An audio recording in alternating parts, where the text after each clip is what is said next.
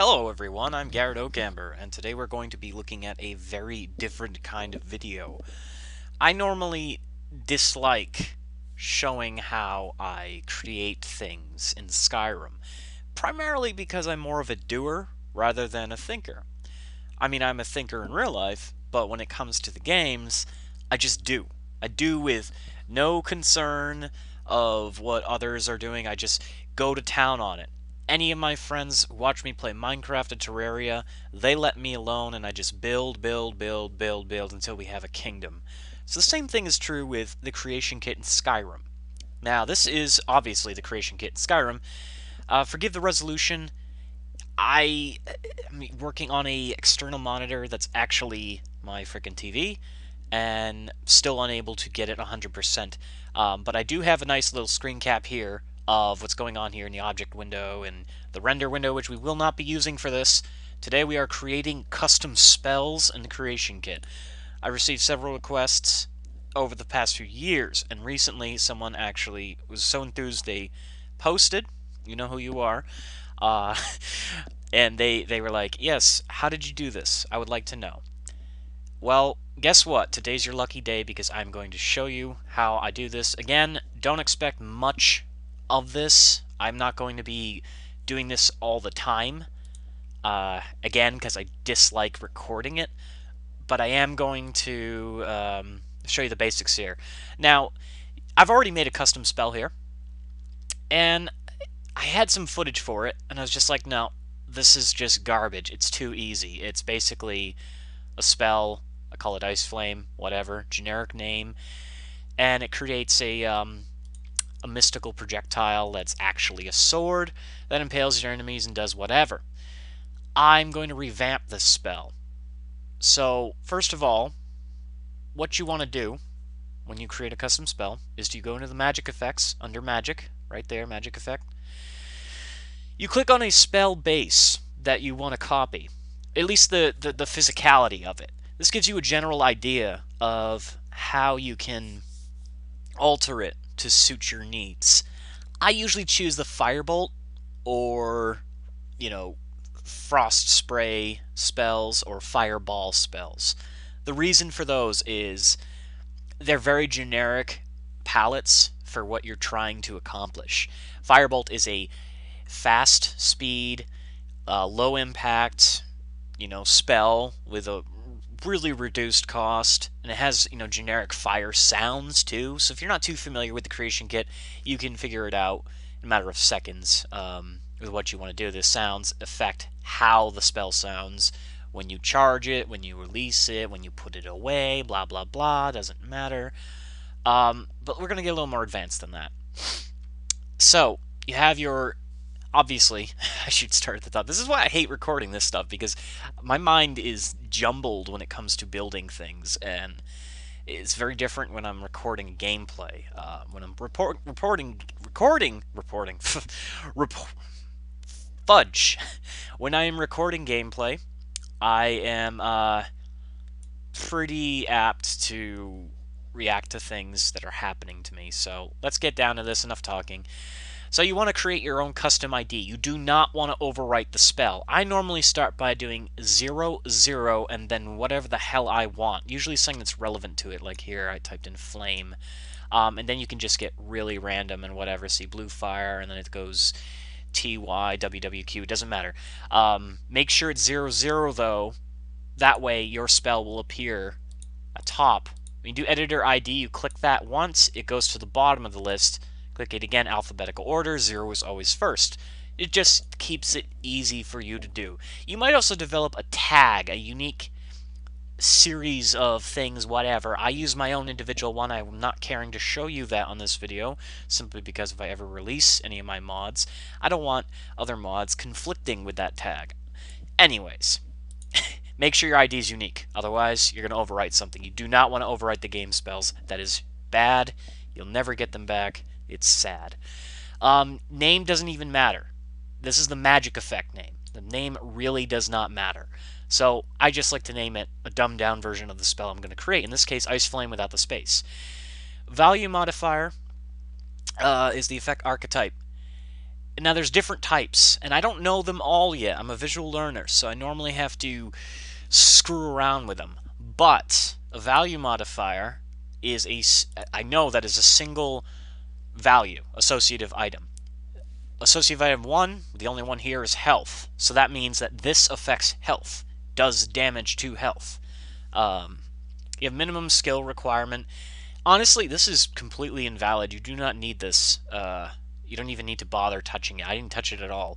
That basically tells you where the spell would be leveled to, where it would be affected by the base cost and all that. But the base cost affects the primary cost of magicka. That's really where the cost of the spell really affects when and where your character can use it. You could make a spell with a 200 mana cost. You're not going to use that early in the game. There's no way you could use that early in the game. Later on, yeah, but not early. Alright.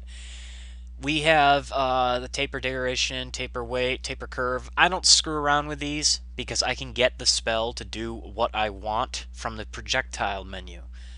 But this overall changes how the actual spell will be affected once it's created as a full spell. That's probably not the best way to explain it, but just ignore that for now. That's why I use a preset. That's why I take the firebolt spell here. This used to be the firebolt spell, and I alter it to suit my needs. So don't touch that. You can touch base cost. It doesn't matter. The higher the number, the stronger. So that's 12,300. That means 12 times it's going to always increase, but not by a full percentage. It's really difficult to explain. Might not even touch it at first. You can do the resist value. I actually screwed up here on this spell. It's supposed to be a frost spell, but it says resist fire. The resist value affects what magic it is. This spell will change accordingly. Its icon will change. So right now it's a flame spell.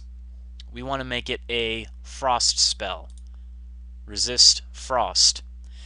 So now that is technically a frost spell. Any enemy with a resistance to frost will take less damage from this effect. Now, I've already created my own custom shaders, and I will show you that here, if I can find it. Effect shader. Alright. Now again, you're going to be using preset templates that exist. This is the Fire FX shader. I've altered it. I've only altered 3 things on this entire page, and I already didn't like how they came out, so I am going to be changing them again. So you have your effects. These are the physical effects that appear and how they appear. The color is irrelevant. These colors don't appear in game.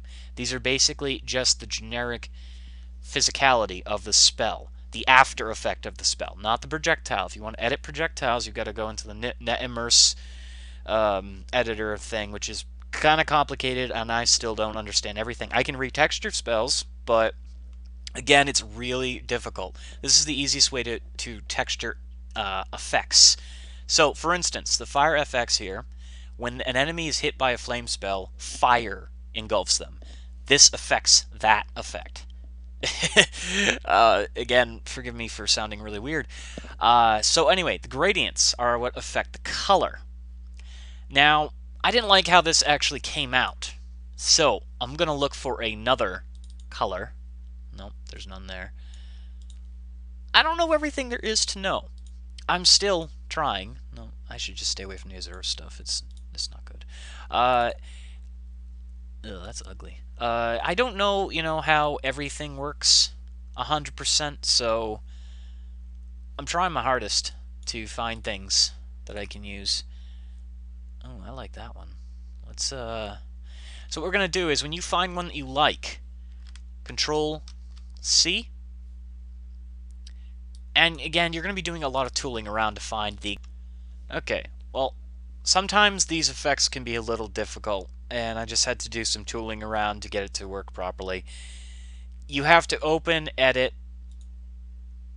and then manually insert, like so. And yeah, there it goes again. Yeah, it doesn't like to be screwed around with.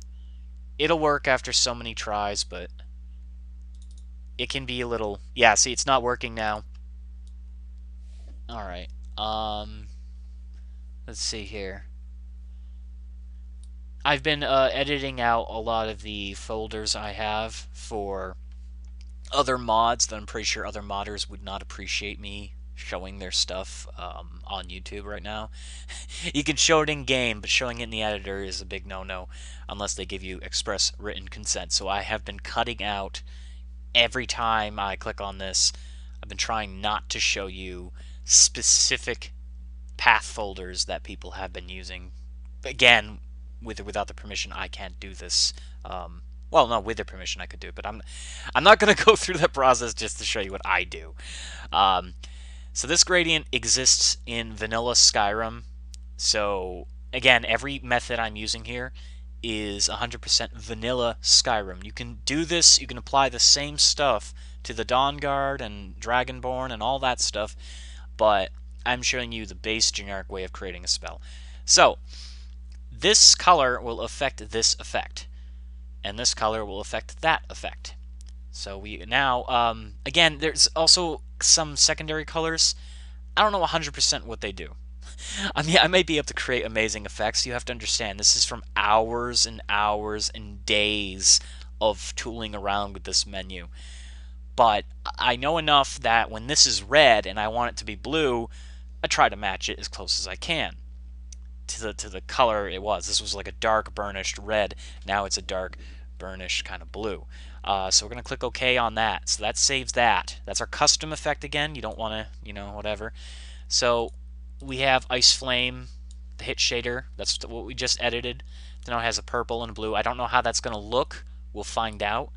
We have a projectile here, which I will show you what I did with that. And where is it? Right there. Okay. Now this projectile was... what was you? What was you? What was it before? I think this was the firebolt projectile as well. Very simple projectile. I've altered the speed. You can also alter gravity to make it jump downwards. And many of the spells I've created, I like using gravity on them. It gives them a lobbing kind of sensation. It's like you're tossing magic at them. It's really cool looking. Very effective, especially if it's a holy bolt, which was added in Dawnguard. I've created several new holy bolt spells myself, and I like making them prone to gravity. So your character's just spraying, and I just dropped my keyboard. Great. Your character is spraying them towards your enemy, and it's a little tricky to aim at times, but I think it just adds to the immersion myself. This one's not going to have gravity, however, because it would look incredibly silly. Whoa. My cow spell, that if you've probably seen my video already, if you haven't, please check it out. It's pretty funny. The cow spell I created, I gave that a gravity because I wanted it to. I wanted the cows to shoot out and then slowly tilt towards the earth. Humorous, but this spell shoots out a sword. Basically, I did the same thing. I copied the directory here, weapons/Draugr, Draugr magic sword.nif. This file, this little nif thing, is the same weapon, and I will show you here. Again, you may have to do it a few times till it accepts it, because sometimes it doesn't accept the path. One of the issues I had, and I'll tell you in a moment. Let me just show you what this sword looks like. So this is the sword, the Draenheart sword. And this is what it looks like. I don't know if you can see that or not. I don't know how dark this is going to come out. I'm using a different recording software than Fraps right now to capture this imagery. But this sword is a spectral Draugr sword. And that is what our spell projectile is going to appear as. This is the projectile file. So you just basically you go to that weapon, you do that, you Control C, and then you edit. Control V, you enter then the path. Again, I'm not clicking on that because I don't want to show you secretive folders that I will get yelled at for eternity. Okay. There's a light effect to the projectile. You don't need a light effect to the projectile, but I think it makes it look cool. If you have a high-end computer, you have nothing to worry about. If you have a computer that can just barely handle Skyrim, don't recommend adding too many lights to your spells, as the light actually follows the projectile. Now, you may have seen my other spell mod showcase I did, and I have a very similar spell to this. This is not going to turn out like that one. I will show you the difference. This one is going to have a light that follows the sword just like the last one. This sword is not going to explode, though. I'm not going to do the explosions. Maybe in the future I'll show you guys how to do that. Again, I'm not necessarily wanting to do more of these types of videos. They're really tedious for me. I'm trying to rack my brain to remember what I did and things like that. But, you know, if you ask in the comments, you're like, yes, I'd like to know more, I will gladly make more of these videos for you guys. I'm glad you're taking interest in this. I mean, I've loved the creation kit ever since Morrowind, and I've been playing all of them and modding around, tooling around with them. So anyway, you have a light effect for this. You have the art file, which is the actual projectile. If there's nothing in this thing, no projectile will appear. As a matter of fact, if there is nothing here, the spell might not even work if it's a targeted spell. One of my friends is on Steam, whatever. So what's going to happen is you're going to cast the spell, and if there's no projectile, you've done something wrong. I actually had this issue when I pre-recorded, and I deleted that footage because it was completely stupid. This weapons directory is exactly where this sword comes from. However, the game decided it was going to put a slash in front of weapons and say effects/weapons/trigger. No such directory existed. So when I go to cast a spell, nothing happens. You will know right away if your spell has failed. When you go to cast it in game, you'll have a flashy effect and nothing happens. It is disappointing, and it means you have to go back into the creation kit and fix it. So I'm going to talk about the explosions, even though I'm not adding explosions. So you would click this if you want the projectile itself to create an explosion. This means that whenever the projectile hits an object, it explodes. Even if this doesn't have an explosion, this is set by default to Fireball Explosion 1, this particular spell at least, even though it doesn't use an explosion. However, if I were to make the projectile have an explosion, and you can choose from all the current explosions in the game, or you can create your own, like my other sword spell, blows up in blue flames and just showers everyone in death. This one doesn't, but you could do that. You could create your own spell effect explosion that goes interchangeably. Now, there is a way to glitch the matrix, so to speak, here. If you have a projectile like this that is marked as an explosion, and you can trigger on impact, which is obviously when it hits something, also add your own sound effect, whatever. So you can glitch the matrix here. You add an explosion to your projectile, and then you have an explosion set for this. Then what's going to happen is, oh yeah, and there's a thing here that says no area. Make sure that's unchecked if you want this to explode. Make your spell have an area of at least a minimum of 5 or 10. Anything below 5 is shit. It's never going to hit anything. What's going to happen is both explosions are going to take place. Literally. You're going to have the damage from this one and the damage from this one. Even if they're the same type of explosion, they will trigger side by side. So if I had an effect that burns the enemy for, like, I don't know, 15 damage a second, and then I added the same exact explosion over here to the actual base magic effect, the projectile will hit, cause an explosion from its projectile, and then the game is telling it to redirect and have another explosion. This makes your spells incredibly overpowered. So if you decide to do it in this manner, make sure the spell is something you have to really, really, really strive to, you know, flesh out and get.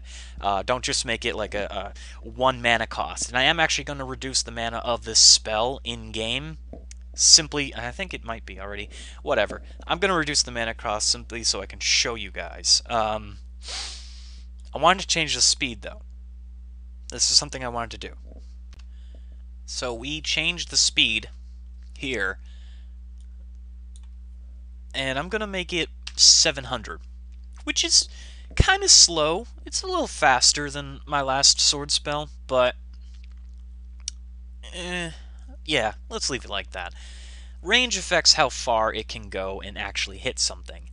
Honestly, there's no reason not to have it at this 10,000 mark. This is pretty damn good. You don't want a spell just fading out into existence. Impact force affects how hard it will hit something. So, for instance, if this spell had, I don't know, a impact of 54, it's going to hit pretty hard. This does not affect damage, however. This affects how hard it will physically interact with something. So if I were to hit a table filled with stuff with this spell, it would explode, dishing out massive amounts of damage and things like that. Before I forget, impact dataset. I don't like using the Frost Impact dataset for this kind of spell, simply because it's going to overwrite the impact set that I have with the effect. So I'm going to remove that and give it like a, what should we give it? How about...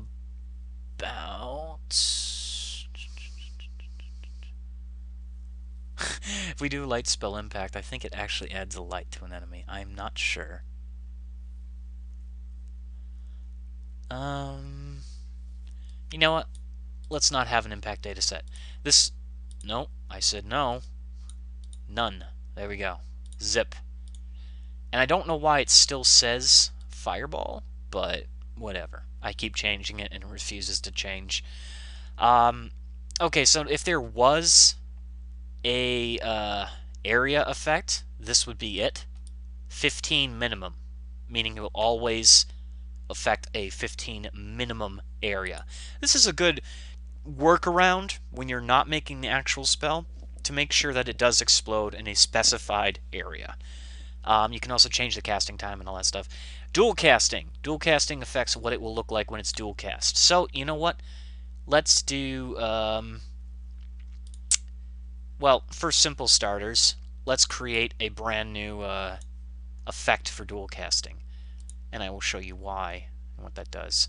Let me save this first. Alright, so we are ready to dual cast.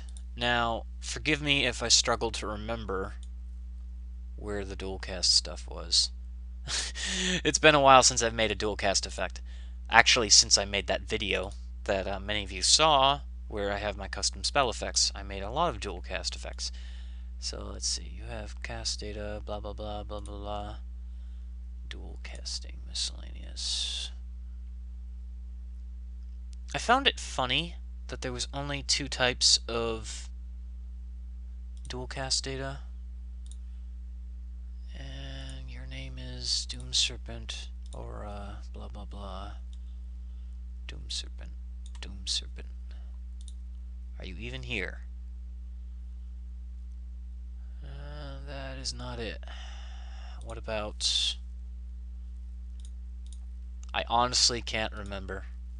Give me a moment to figure this out so you don't watch me spend hours trying to find it. Well, like a complete bungus, I didn't realize that it is actually in Magic, the directory. But you know, it's been a while. So, what are we going to do? Well, I want it to interact very similar to the Froststorm dual cast data, so we're going to take this and butcher the hell out of it. We'll add that. Spell effects 08. Doesn't matter.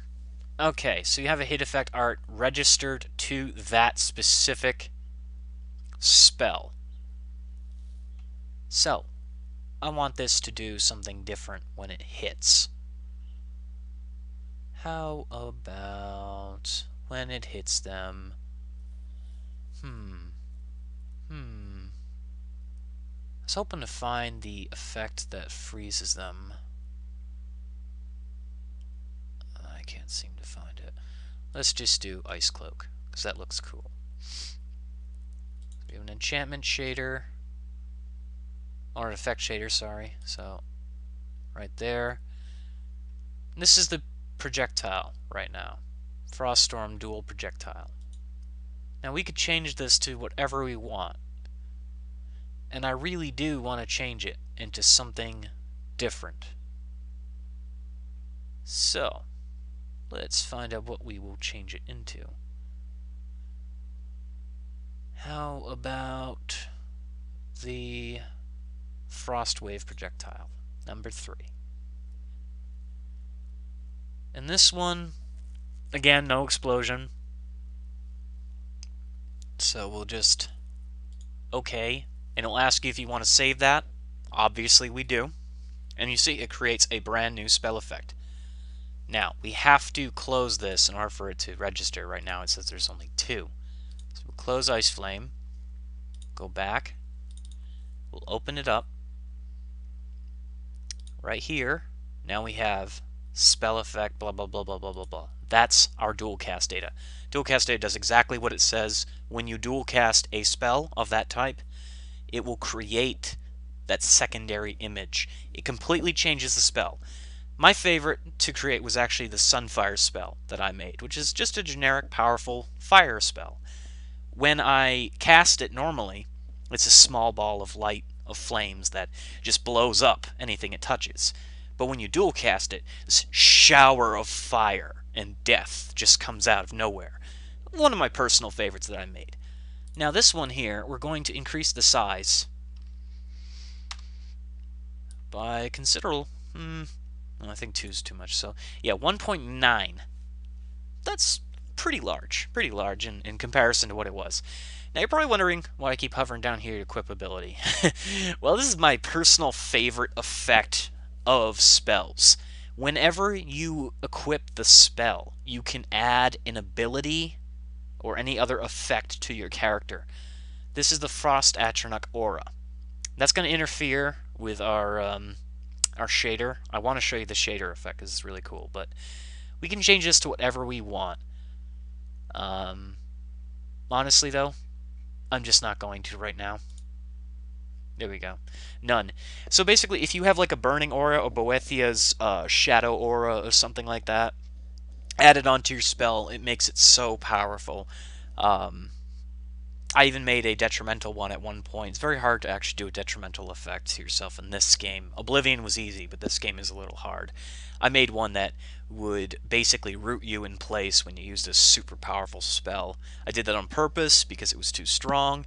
Eventually I removed it because one of my friends complained, but whatever, doesn't matter. So we are going to save this, and we're going to check it out in-game and see if it's to our liking now.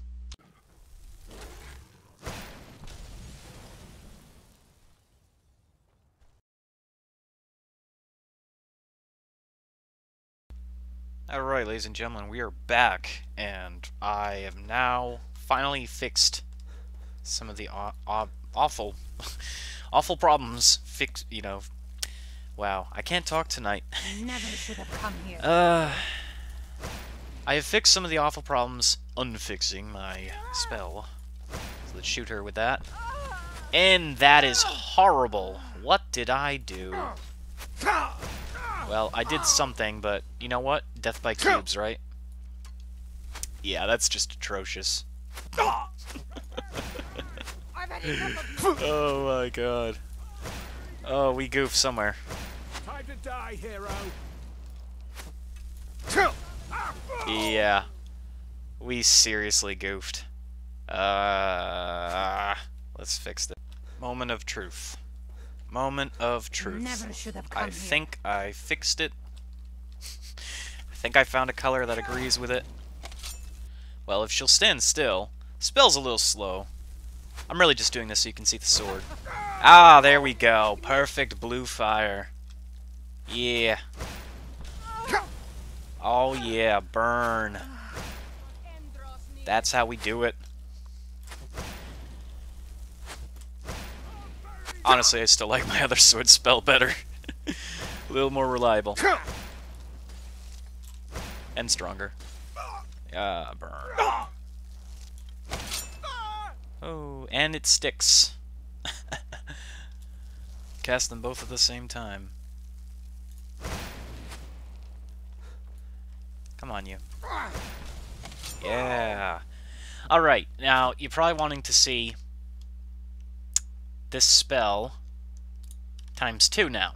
since I spent a lengthy amount of time talking about how you can dual cast them. That's what it looks like when I dual cast it. Now, unfortunately, the dual cast data I chose, the Frost Breath, doesn't go very far.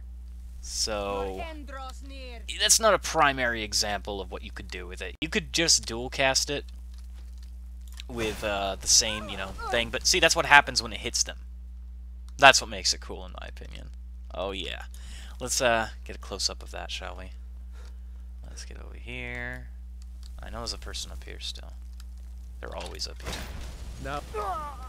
So it causes a blizzard, and then there is just fire engulfing their body. And I think I actually might tool the spell around a bit and keep it, because I quite like it.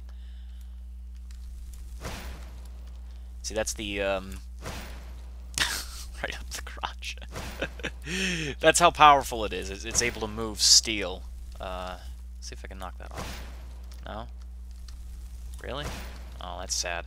Let's test it on an interior, shall we? Let's see what it can do. Da-na-na-na-na. That cloak animation looks really weird. But whatever.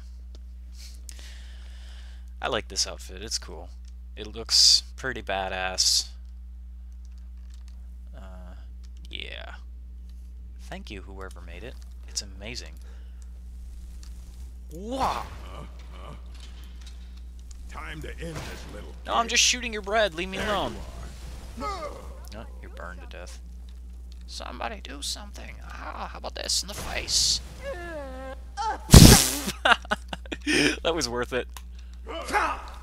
My sword's bigger than you. Oh no! No, no, no, no! No! Ah, burn in hell.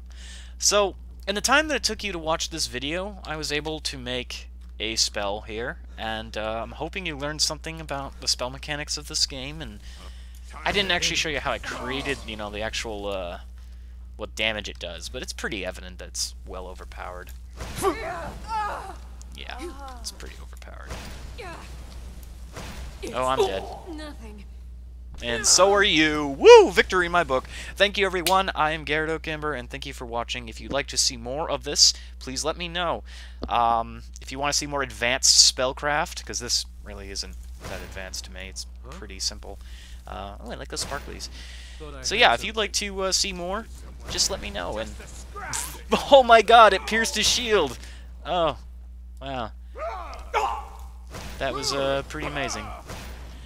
So yeah. Thank you for watching, and I'll see you in the next video. And keep up those suggestions. I do enjoy when you guys have something to tell me, something to offer me, and I'm hoping I helped you, seek out your ultimate spells. And I'm gonna die again. She's pretty strong. So yeah, thank you for watching. If you want to see something particular, just let me know, and I'll leave you off with this super overpowered spell.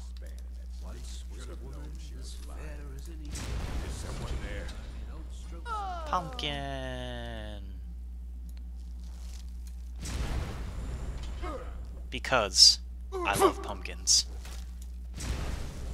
I'll show you what a real orc can do. Look at it spinning. Oh god.